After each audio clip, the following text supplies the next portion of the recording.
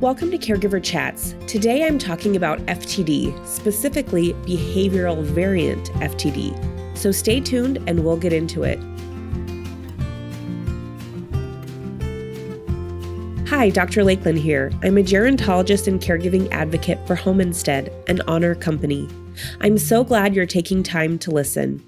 Be sure to subscribe to Caregiver Chats on Apple, Spotify, or your favorite podcasting app. I also love your questions. You can email me at caregiverchats@homeinsteadinc. That's homeinsteadinc.com. This is part 2 of our 2-part series on Caregiver Chats about FTD, Frontotemporal Dementia. We focused last episode on primary progressive aphasia, or PPA. It's a rare subtype of FTD that's marked by gradual decline in language abilities. In this episode, we'll be exploring another subtype, Behavioral Variant FTD, or BvFTD, and that's a more common type of FTD. Behavioral Variant Frontotemporal Dementia, BvFTD, is a type of FTD that's primarily characterized by significant changes in personality and behavior rather than memory loss. It typically impacts individuals in their 50s and 60s and can lead to symptoms such as social withdrawal, apathy, impulsivity, and emotional changes. Those emotional changes could include decreased responsiveness and increased irritability. As BvFTD progresses, individuals may struggle with planning and organizing daily tasks, and their interests or hobbies may shift dramatically. And while memory loss is not an early symptom, cognitive decline can occur later. As with all dementia diagnosis, it does not just impact the individual, but also impacts the entire family, even when they don't live nearby. I'm really looking forward to sharing my conversation with Melissa Fisher, a long-distance caregiver to her father, Mark, who lived with BvFTD. Melissa recently lost her father to this disease at the age of 77. Melissa has been a fierce and passionate ambassador of the Association for Frontotemporal Degeneration, the AFTD, since 2018, and continues to provide support and advocacy for others impacted by FTD. I hope you enjoy and learn from our conversation. Welcome, Melissa. Thank you so much for joining me. I'm really looking forward to our conversation today. Happy to be here, and thank you for the invitation.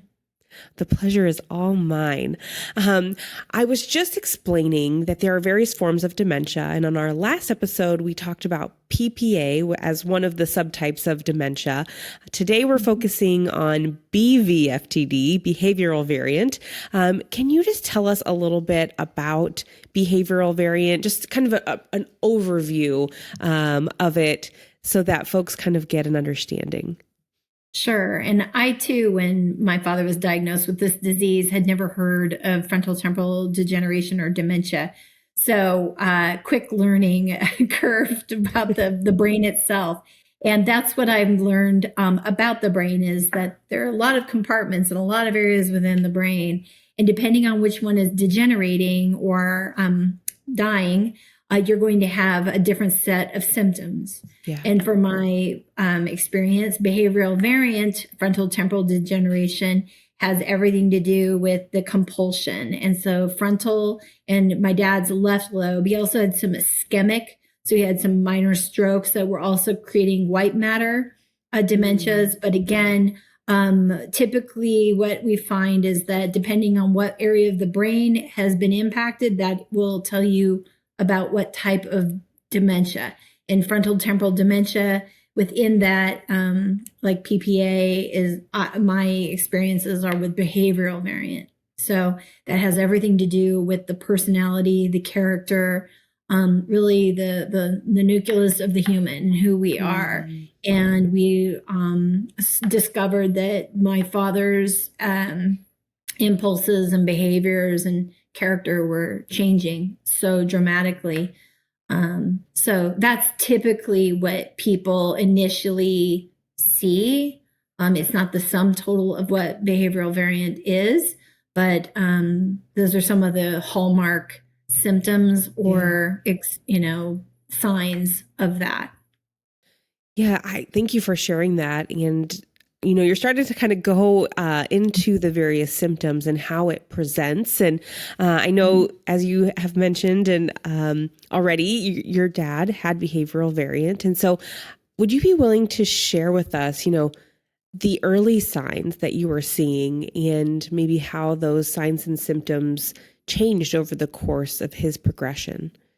Absolutely. My dad was diagnosed officially in January of 2018.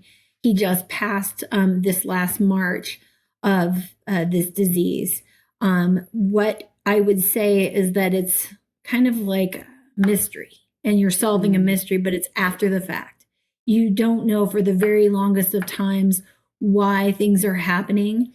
And so after you get a diagnosis, then you start this look back, and you can go back as far in time as you possibly can and start to ask yourself, was this the disease? So I'll give a few examples. Things were pretty dramatic by the point of January 2018 with my father's diagnosis. I'm going to go back in time to when I started observing things, when my mom started observing things. I was a remote caregiver. My parents lived on the island of Maui. So I did not see my dad on a day-to-day basis. So when I did have him visiting us, or we were visiting him and my mom, it felt very dramatic. But I would say my father diagnosed when he was 70, 71 years of age. I could take you back to the 60s when I was fresh out of university, where my dad would say things that were just so shocking and so unlike him, very immature. At times it didn't seem to me like he cared as much about my feelings. He was very blunt. And again, this is one person's experience with this disease. And you'll hear this a lot, that if you've met one person with FTD, you've met one person with FTD. Yes. I will say it again and again, so people don't say, although my loved one is doing that or my loved one isn't doing that, because it can be very different, even within behavioral variant. So for my father, it had to do with compulsion, and he became very obsessed about certain activities and doing things. That included alcohol. What is really hard to understand is that alcohol, there are dementias related to alcohol consumption, but then there are also dementias that, again, make you compulsive at doing things. My dad's drinking, he had been dry for a long time, and then his progression, you saw him compulsively drinking more and more and more. Then, of course, when he was drinking, it was like an accelerant on his brain, and he would make bad choices, driving under the influence, falling, stealing from stores. Initially, though, it was smaller infractions. A very big one was actually on his 70th birthday, and we went out for a lovely steak dinner at a restaurant. It was himself, my mom, my husband, our kids. And at the end of our appetizer, he said it was delicious. And of course, we're all like, yeah, that was amazing. And he started picking up people's plates from around the table and licking them.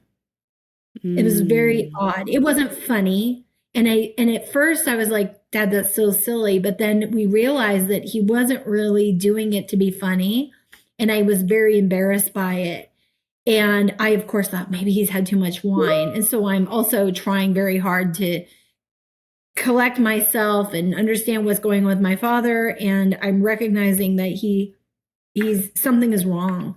And he's also, Mom's telling me stories. So sometimes it wasn't that I was there for these things, but I'm hearing stories about my dad's alcohol use.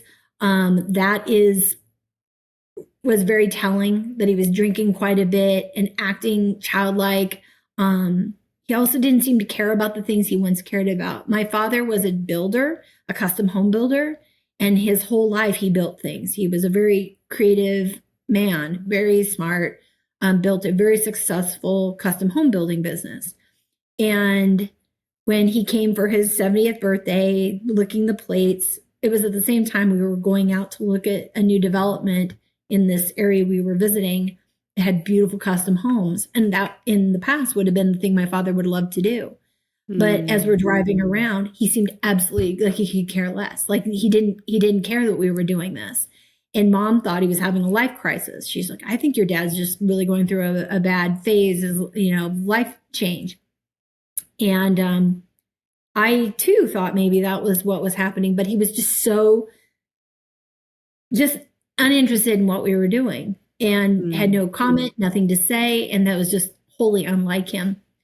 During the same trip, we decided that maybe alcohol was a bad idea. And so I decided to stop having wine in our house. So, we just celebrated his 70th. I thought maybe if we don't have alcohol, maybe that'll help. But then he would go out and buy it. And it just seemed compulsive at all hours of the day. So one of the things that happened, and I think it's worthy of mention, is on the last day of my parents' visit to us in Oregon, I said to my mom, maybe you guys could take the kids to school this morning because I have to go in for work. And they said, sure. And Dad said, what time do the kids need to be there? And I explained to him that my daughter needed to be at school. I don't remember whether it was 7:45, and my son had to be at school at 8. And he went to high school. She went to middle school. And if you could please drop them off. And it was March, so it was still really cold and windy and rainy. And no sooner was I on the road to go into work than I get a call from my daughter, who's hysterical. And it's just like 7 a.m. And she's like, Papa, that's what my kids called him, just dropped me off in front of the school. And I told him that the doors would be locked and there was no place for me to stay out of the weather. And he started calling me foul names and told me to get out of the car. And I was like, I have no idea what's going on. And I was like, oh, this is not good. And then a few minutes later, I get a call from my son, and he said, I defended her, and Papa kept calling me bad names. And again, my kids, I never heard him call them bad names like this. And the context of, you just dropped them off and almost an hour before their school started in front of their schools. And my mom didn't stop it. And I was really upset with her. But what I realized is that as a couple, my mom was doing everything in her power to stand him up where he was failing. And I think, again, I'm the daughter of somebody with FTD. And so what I think was happening is he was crumbling, he was changing, she was doing everything to maintain their lives, despite the fact that it was utter chaos. So at the end of this trip, I called my mom, and they were on their way to the airport. And I said, I don't want to talk to you guys anymore. We had about 10 years of odd conversations and things happening. And this was the end of that. Once he called my kids' names and did what he did, I said, you need to figure out what's going on with Dad. She said, yeah, he has a problem with alcohol. Yes, he seems to have some mental illness of some kind. I said, well, I think it's a brain tumor. Like, again, I just knew something wasn't right. And he was so unlike himself. And I said, I don't want to talk to you until you have some answers. And it wasn't, that was 2017. In January of the following year, it finally were getting answers, not easily, believe me. The getting of a diagnosis is incredibly hard.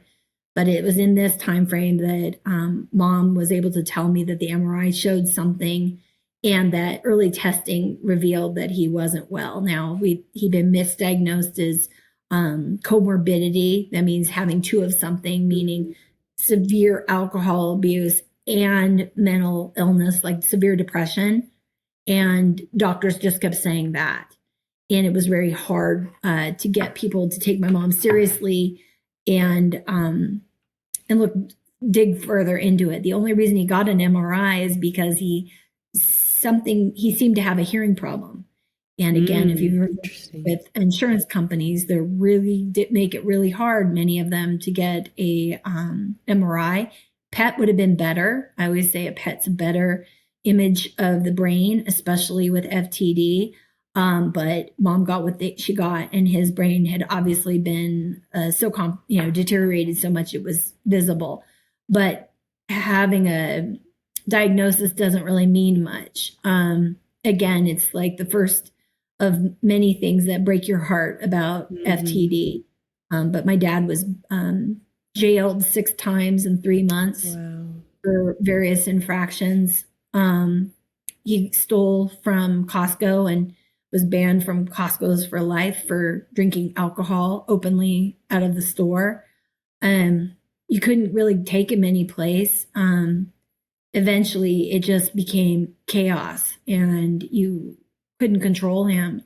And again, law enforcement didn't understand what they were dealing with. We didn't understand what we were dealing with. He also looked like he was fine. Like, this is the impression. I think the problem is we have this idea that dementias are something that happens when you're older.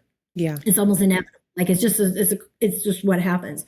So you have to be a person of a certain age or look a certain way. And reality is FTD is the most commonly diagnosed dementia under the age of 60. And I know that I saw things happening in my father in his 60s that I can look back at and say, yeah, there was definitely this disease. But getting a diagnosis is so difficult, and especially where my parents lived, because Maui is rural county and access to care is very challenging. And so you ping pong back and forth between psychologists or psychiatrists, and you ping pong back between different doctors, primary care physician. My dad, at one point, mom had taken the keys away from him, so he couldn't drive. We still didn't have a diagnosis. And my dad walked miles. We lost him once. And he must have fallen on one of these walks to go to a store to steal alcohol. That's what he did. And he couldn't be stopped. And he looked, normal, like walking down the street. He was young. He looked fit. He looked great. And so nobody would have stopped him. But we knew that his brain was not working. And he, unfortunately, on one of these trips out, fell, was taken to the emergency room by my mom. He had broken his fibula. When he went to see the primary care physician, he said his leg wasn't broken. He demanded it wasn't broken. This is the same primary care physician who months earlier had told my mom he just needs inpatient, possibly psychiatric care. He could probably stand to join AA. My mom actually was helped out in Al-Anon, so she knew, substance use disorder very well. She's like, that's not this. He doesn't seem to have any control over it. But it was this visit to the doctor where the doctor wanted to put a boot on him for the broken fibula. And he said, you put anything on me, I'm going to tear it off. There's nothing wrong with me. And actually, that was finally what it took for my mom to get a letter from the doctor that stated that my dad was a danger to himself, and was one of the many steps that had to happen in order for my mom to gain guardianship over my father, because that inevitably is what ended up happening. So many events happened with law enforcement, and again, repeat going to jail. I ended up calling Adult Protective Services and doing an intake. And I explained to them what was going on. And again, they didn't, social services and the person who came out met my father at a hotel because there was a restraining order against him, between him and my mom, and he didn't understand that. So I had gotten him a hotel room, and I'm in Oregon. And I mean, this, you can't even imagine, Lakelyn, the stress that this was, where my dad was just out of control. I was trying to get him help. I was trying to help my mom. And she initially told me that she had a lovely conversation with my father and that he promised to get himself some help for the drinking. And I told her, I said, that's not this. Nothing you do is, we need an intervention. We need something that protects him from himself, because at first it felt like we were witnessing a storm brewing, and my dad being less and less of the gentle, kind person that he was. And he was now determined to do things that were going to hurt him. And when you are watching someone making decisions that will hurt themselves, and this is somebody in their 70s that had never done this, but my mom cannot understand how he changed so much. And there was a period of time where we were begging people to give us some help with him. And, I went over many times to provide my mom respite. And basically it meant just tracking my dad and keeping him safe from himself and trying to give her breaks, because it was destroying her. It was literally emotionally as destructive as I've ever seen. And so for anyone who's in a marriage with someone with BvFTD, I think that it's got to be the hardest part, is being a spouse of someone with this disease, or a partner, because my mom did as much as she could, as anyone human could, to take care of him. And yet, in the end, there was nothing more she could do in the home. He was trapping her. She couldn't go out. She couldn't take him places. And she was hostage in her own home.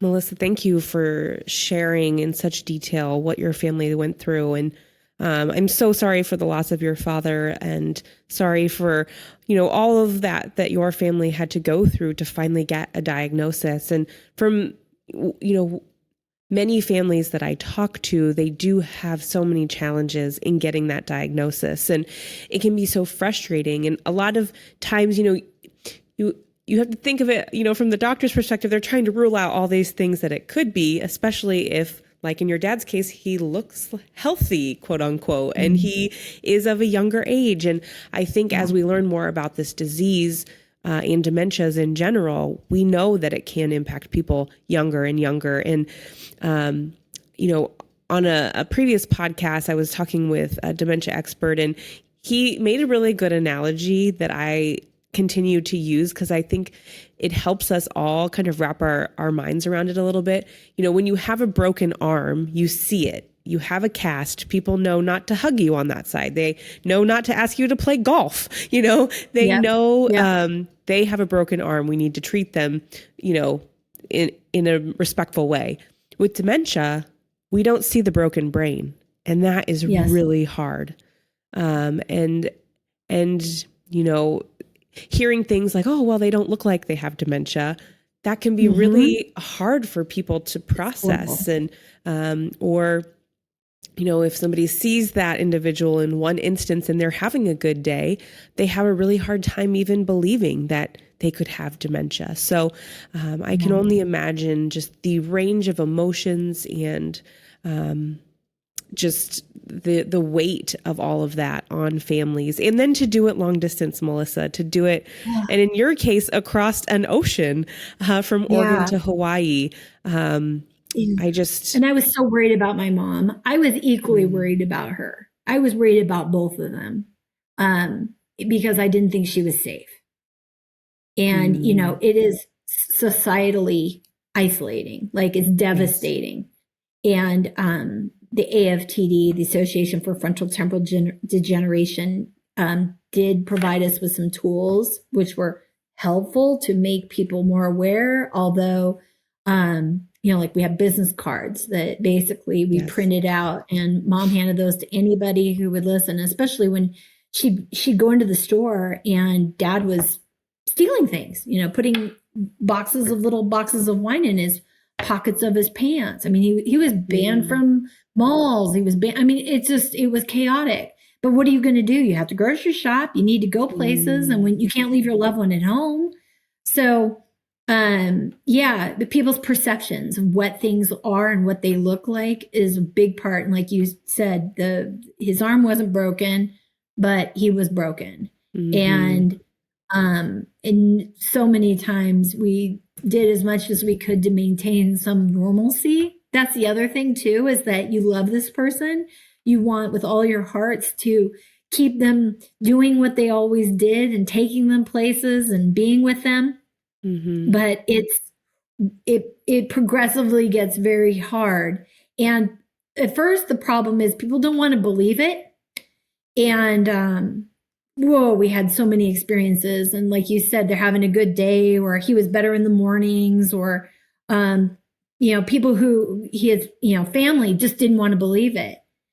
And so at first that was the problem, is convincing people of it. But then the other part of it is that when our loved ones get to a point where things are just really chaotic, people tend to just move away from you, And that's where the isolation sets in. It hurts. It hurts so much. And I'm still trying to make amends with things that a lot of people show up at a funeral, but not as many people show up during the course of the most horrifically horrible years when you really needed people. And I get that my parents lived on Maui, but I still also believe very strongly that I wish that, armed with the information that we shared, that more people had leaned in. I think really would have made the difference. But again, we don't know enough. We don't understand how to show up for people. And I think that's why I will do whatever I can moving forward to help others who are in the same situation, because nobody should go through this alone.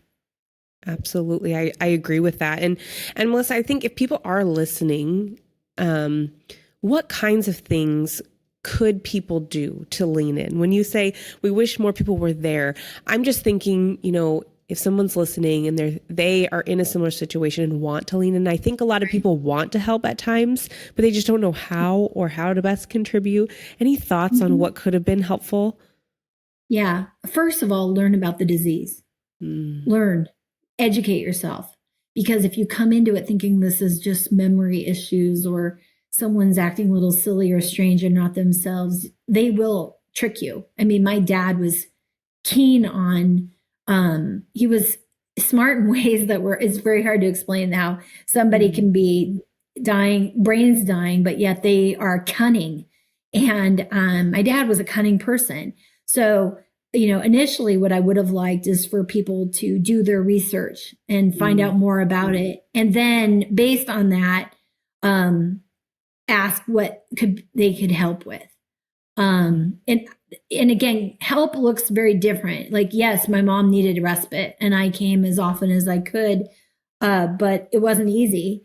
And when I did come, it was hard work. And then my dad got very, as his disease progressed, he didn't want to leave her. That's very common. She tried to have people come in, but he was obsessed with being with her all the time. And I know my dad did not know he was sick, but he knew something was wrong. And he would always point at his brain and go, something isn't right. I don't know. Or he'll say, I'm being a bad boy today, aren't I, Carol? And he would call out to mom that he knew he was being a bad boy. And so in terms of what people can do, one is to, I would say, listen and reach out and ask, and or specifically the things that mom wanted very much was to be able to go places. And she couldn't do anything. She had formerly been worked in the hospitals as a volunteer on they have a spiritual team, and she had to give up something that she really loved. She had to give up yoga. She had to give up her hospital volunteering to take care of my dad. And I think that I wish more people had just said, let us come over and stay with dad, even though it was very difficult, or even if for an hour. Mom said that even if someone would come over for a short period of time, that it was, she appreciated it. I think also being long distance, it made it very difficult. But, again, not completely isolating. That was what it felt like. It felt like people didn't even want to know, or they weren't asking how my mom was. And that's the other thing, is that my dad was having a hard time, but so was my mom. She didn't have time for herself. She lost a lot of weight. She was never big to begin with. She wasn't mentally well. She wasn't sleeping. I don't know. I just feel like people didn't check in enough. They didn't check in with me and ask me how I was or my mom was. And and I also think people it's denial, right? Yeah. So who wants to think that this is what's happening? Yeah. And again, the best thing that happened out of everything that wasn't good was finding a community of other people who could understand what we were going through. And that was game changing for us, is to at least have community where we didn't feel shame or embarrassed or isolated or ostracized at times. And I wish my mom, where she was, had had more of that, because, help can come in places you don't even know. Yeah. The people you think will show up that don't, but then they're the people who do, and you're just surprised. So, yeah, it's hard to say. I just wish more people had reached out to my mom and I during those particularly really rough periods and offered help. Well, thank you for sharing that. So I think that kind of what that boils down to is checking in, learning about the disease, and offering to provide a break or offering to help in small ways, and knowing that while it might seem small, it's probably really big to that person. So I think that continuing to show up, even when it's hard, I think that is a really powerful way to support and come alongside, even if you feel like there's not much I can do. Being that listening ear probably goes a long way. My mom, we had a thing where even when I was back in Oregon, I'd say, call me if you want me to distract Dad on the phone for a while. So I would hold on to a conversation for as long as I could, because it might be Mom's in the middle of trying to get something done. Again, my dad didn't think he was sick, so she had to take care of the bills, but Dad would see Mom doing it and he'd want to do it, and then he'd fight her and argue. And I'd say, Mom, when there are times when you feel like Dad is giving you a fit, say, she'd text me and she'd say, call your dad. And then I'd call and I'd be like, hey, Dad, how are you today? And tell me what you've been doing. And let me tell you what, and he loved that. And again, maybe it was only 30 minutes, but that was a whole 30 minutes that gave my mom either time to get something done or just a moment in the day to not have to deal with what was going on. Like that I did a lot of just check-ins to try to help her distract him when there was really not a whole lot else I could do. Longer trips, I would go and take him to the beach or to try to find a place to go out. He liked to eat out, loved going out for coffee. He'd forget minutes after. And memory, again, is kind of interesting, because you may have heard this, is memory is a part of the problem, right? There is memory issues, short term. So we go and have a coffee, and then as soon as we got in the car, he'd say, can we go get a coffee? And I'm like, Dad, we just had a coffee. But also finding words. My dad started making up really funny words for things, and he would try to play it off. So again, it was out of character, but it was kind of silliness. And he would just make up funny words for things. But again, I was just, anything I could do to give my mom a break, I did as much as I could until it became beyond my capacity to do it. And when he started going to the emergency room as often as he was, or putting himself in harm's way, running across 6 lanes of traffic. There was one circumstance where my mom had taken him to the beach. He liked to go to the beach and look at the ocean. And they were on their way back to the house. And he said, I need to go to Whole Foods for pizza. But Mom knew that meant he wanted to go in there and steal alcohol. So she said, we have lunch at home, Mark. And my mom was driving, and she was just slowing down around a curve. And it was 6 lanes of road, highway. And as she slowed, my dad opened the car door. Oh, wow. And he jumped out. And I can't even tell you, Mom said, it just was it just happened. And she pulled over and called the police. And then pretty soon the police are there and trying to get my dad out of the highway, and chasing him. And it was just like, I can understand why people might not want to help or be around it, because it was chaotic. And I don't think it's this bad for everyone, but for whatever reason, the way the disease progressed in my father, he was just imploding.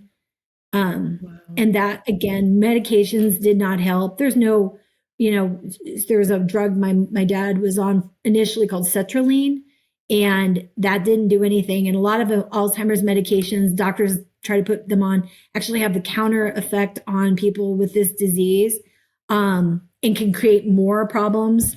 So we never were able to completely find the right mix of drugs that would help him. And also because he was stealing alcohol, we had to be very careful about controlled substances, because if he was drinking and taking this medication, he could overdose. And he did on 2 occasions overdose. Wow. Because we didn't realize that he had somehow been able to access alcohol. Wow, Melissa, just hearing all of these events that have taken place, and hearing how much your mom had to endure, that tip that you offered about checking in on her and making sure to ask about the caregiver. Yeah. Gosh, that is so, so important. And I think sometimes, like you mentioned, the caregiver or care partner, the spouse, or the person that's constantly with them, sometimes they are trying to maybe compensate for them or trying to help build them up. And so it might not be apparent if you recently just met them or only see them on occasion, but then you start to hear about these things that are happening, kind of in patterns, or that are really, really hard, and you start to really realize the toll that it takes on the family. Absolutely. And my parents were married well over 50 years, and my dad loved my mom. And he constantly was apologizing for what he was doing, which breaks my heart to think that my dad recognized that he was harming her, but he couldn't control it. And he would say that he would do better. And so I don't want it to be lost that he loved his kids, he loved his grandchildren, and he definitely loved his wife through this, and she loved him right back. But this was so much bigger than both of them.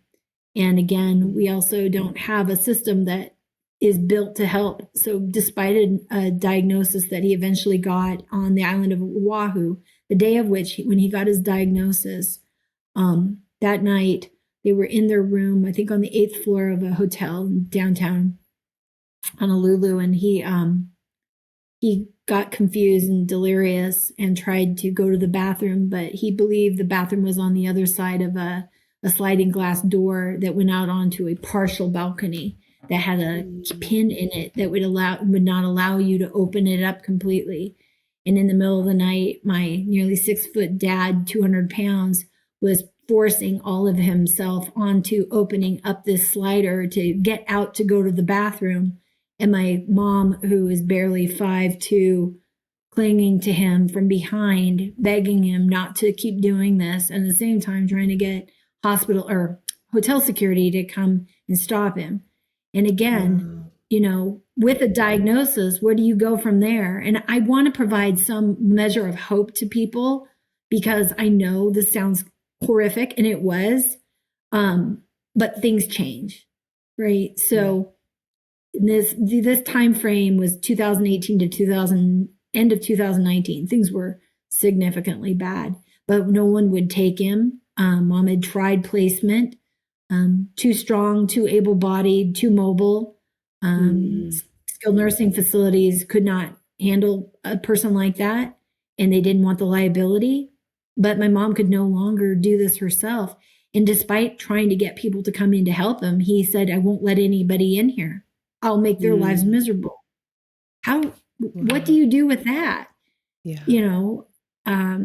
It's really hard when you know that this cannot continue on. And up until my dad being placed in February of 2020, things were just untenable and dramatic. And I'd check in down the daily with my mom, and just, again, he did not have a mental illness, so he could not go to any inpatient psychiatric. And by the time you have a diagnosis for dementia, you don't qualify for that, but there's no alternative.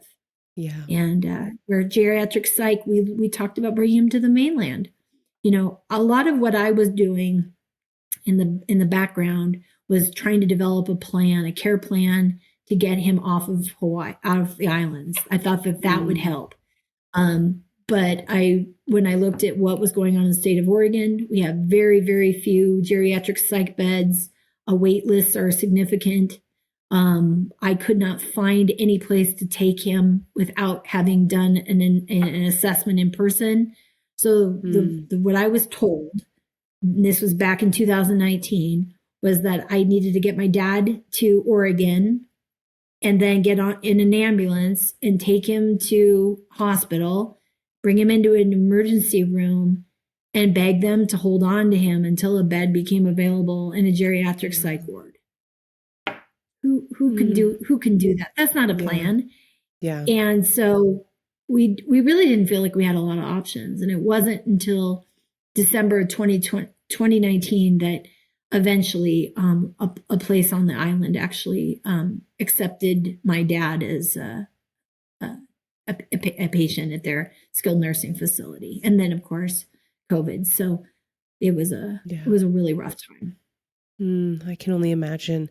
When I think, or I've come to learn that some of the challenge too with getting support and resources is age related, because this is a disease that hits people younger. And a lot of our systems in the States are set up to support people 65 and older. And so I think it really is important to call to everyone's attention. That is part of the issue in terms of getting resources and support.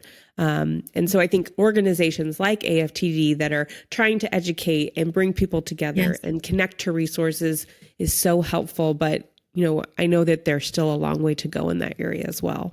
Yeah. CMS, Medicare guidelines are dictating outcomes for people. And that 65 is what unlocks benefits. But I've talked to many people, and again, Lakelyn, the gift of working with the AFTD and the capacity of an ambassador for the state of Oregon and as a volunteer is that I'm hearing other people's stories because initially when this happens to you, you take it very personal. You think, oh my gosh, why me? Why our family? And then you start meeting people, and I've met widows in their 30s and they're raising children and people who are struggling to provide care for their loved one, and it's all out of pocket, and they're working 2 jobs to try to take care of their children. And as soon as I understood that we actually had it easier in some regards, although didn't feel like we had any good luck, I really realized that this disease is not only is it expensive, but it is also horribly life-changing for the families. And again, like you said, 65 right now is what we've deemed as what unlocks things. I don't understand that at all. Why? And then, like my mom said this all the time, I'm trying to care for someone who can no longer care for themselves. And now I'm being given a mountain of to fill out and submit. And you had to hire attorneys. And mom, of course, was dealing with the, criminal defense attorneys as well as family attorneys. And, the costs are just going up and up and up. And my parents had the resources, which thank God they did, because the majority of Americans do not have these. And it's unfathomable to me how anybody can survive this. I mean, you're spending out of pocket $180,000 a year. Wow. Who has $180,000 a year for this disease? And that's not even, there's no treatments. There's nothing that's going to stop the progression or cure them. And so you're literally it's devastating every part of your family's life. And I want to just give some hope to say, though, that through the AFTD, it puts you in touch with others who've dealt with some of these things. And while nothing is perfect, it certainly helps to talk to somebody who has been through something like this, because it can give you insights and ideas on what you can do. And especially, like you also mentioned, doctors don't know about this disease. And you either come through the door of psychology a lot of times or through neurology, and they're not talking to one another. So how might we also help inform our medical systems that all of these dementias, because it's a blanket term, dementias is everything, Alzheimer's is not all dementias, but dementia is also Alzheimer's. So any kind of dementias, we need people to advocate, grow awareness, and build resources and support mechanisms to help us. That period between something's wrong with dad to he's in jail for the third time this month, I really wished that there were immediate things that could be done to help provide us with a safe way to manage what was going on. There was just, it just feels very out of control. But there are people out there like the AFTD who are committed to doing right by the people who find themselves on this journey, and those of us who want people who are thinking something's off, something's not right with my loved one, to consider FTD. Yeah. And that's absolutely important to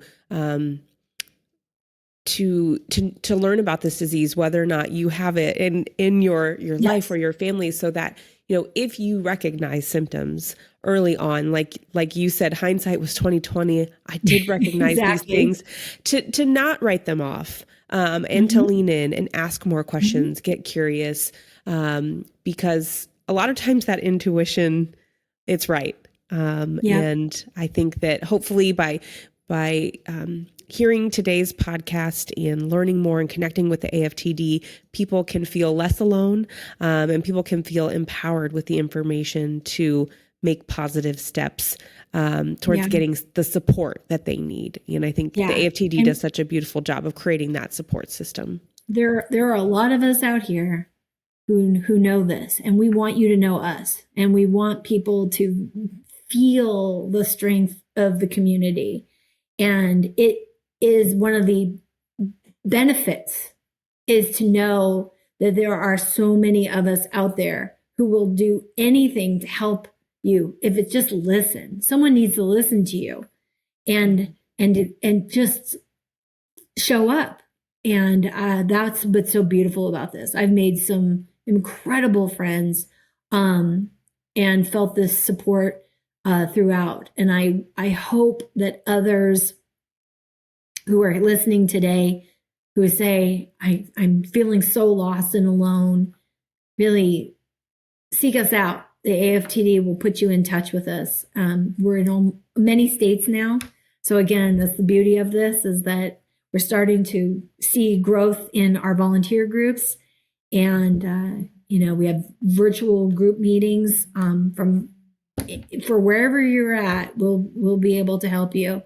And that's to me. And now looking back on my dad's life, he was so much more than this disease. He was a great father. I miss him. My dad helped me to learn a lot about myself, and it was an unexpected gift through FTD. I grew up a lot as a result. My mom would tell you the same, that having a husband with this disease, she leaned in further to love than she ever knew existed. You just don't even the depths of what love looks like, especially when you're enduring things that are hurting your heart. So there are some things that to me are truly gifts given to us by him. And I'm going to remember him for all of those beautiful things that he did throughout the course of his 77 years. Because again, FTD didn't have my father. We knew he was much more than that. And I hope others remember their loved ones in that same way, to remember who they were before the disease and love them through it. Just love them through it. Yeah. Thank you, Melissa, for sharing those kind of words. I think we have to end it there, because that was such a beautiful way to wrap this up, and what, a legacy that you are taking your advocacy forward and supporting others going through it. And so what a way to honor him, and his memory and the beautiful life and love that he's given your family. So thank you, Melissa, so much for joining me. Thank you, Lakelyn. I really appreciate the time today. As we end today's episode, I want to thank Melissa for joining me. I I hope the information we discussed in this 2-part series on FTD helps you navigate supporting someone living with this type of dementia. If you have additional thoughts or your own stories on FTD to share, please email me at caregiverchats@homeinstead.inc. That's caregiverchats@homeinsteadinc.com. I also invite you to follow us on Facebook at Home Instead Inc. for previews of upcoming episodes, caregiving tips, and more. You can find all of the links in today's show notes. Thanks for listening, and please remember to take good care of yourself while you care for others. Caregiver Chats is brought to you by Home Instead. If you're looking for in-home care to support you on your caregiving journey, please visit homeinstead.com to learn more.